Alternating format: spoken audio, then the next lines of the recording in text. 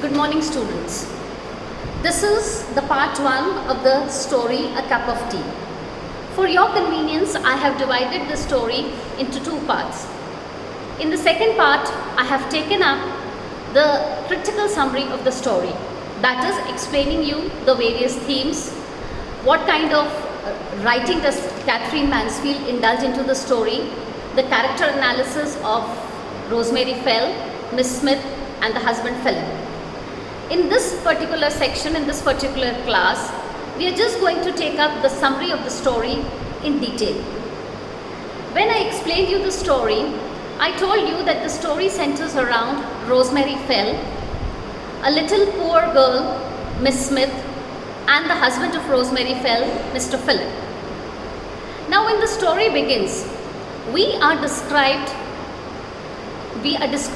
given the description of the character Rosemary Fell, who is the female protagonist of the story. And the analysis which Catherine Mansfield has given of the character is that she is a complete woman if you just read the description of hers. She is beautiful, she is smart, she is intelligent, she is rich, she can afford whatever luxuries she thinks of in life.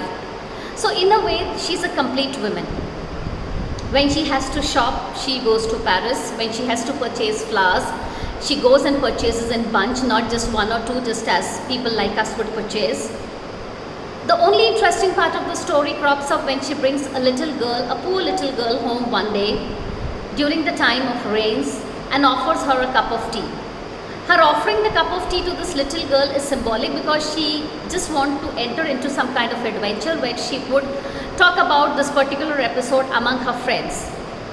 But the episode takes a turn when Philip, the husband of Rosemary Fell, praises the young little girl, the poor little girl, as someone very pretty. And this is what stirs jealousy in Rosemary Fell. She at once decides that she has to make this girl leave the home somehow.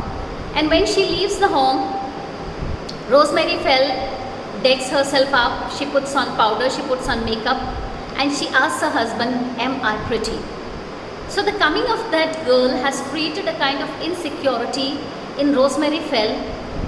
And this insecurity is very paradoxical because as we know Rosemary Fell in the story, she's a woman who is complete woman, who has everything.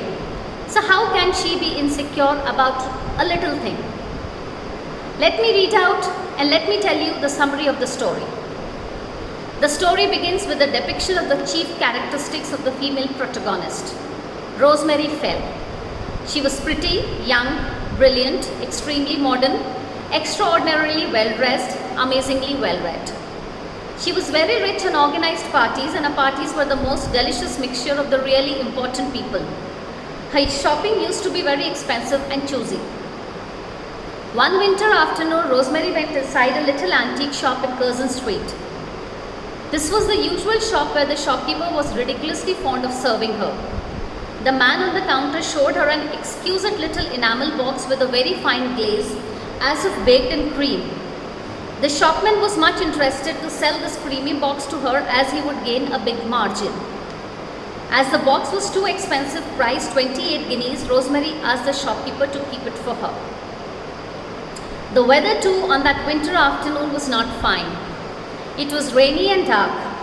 Rosemary also felt a cold bitter taste in the air and thought of having an extra special tea at home.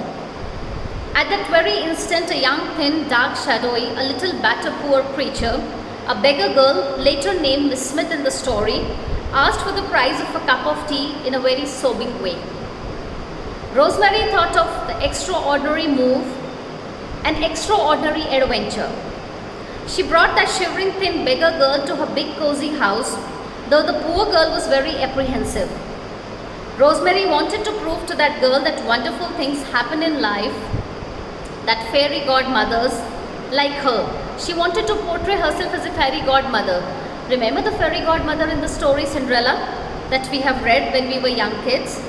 Were real, that rich people like her had hearts that women were sisters. The poor beggar girl felt much uncomfortable in her new surroundings. Amidst warmth, softness, a sweet scent, beautiful big bedroom, curtains, wonder furniture, gold cushions and comfy chairs of Rosemary's house. After much difficulty, Rosemary could handle that poor girl and make her take a slight meal of sandwich, bread and butter and tea. The slight meal had a big effect upon the poor beggar girl. At this juncture, Philip, Rosemary's husband, entered their room and wanted to know all about this real pickup. He tried hard to make Rosemary understand the difficulties in her plans to be nice to this pickup girl. And he explained that Rosemary's plan was just not feasible. But Philip had to adopt some other method to get rid of this poor beggar girl. It is interesting to note that Philip somehow is not appreciative of the idea of his wife bringing this girl home.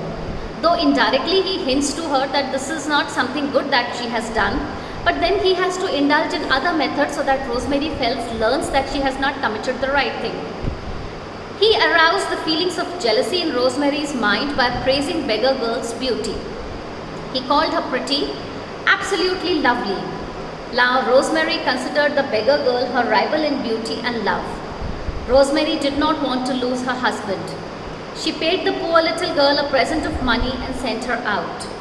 Rosemary dressed up herself by doing her hair, darkening her eyes and putting on the pearls in order to look attractive.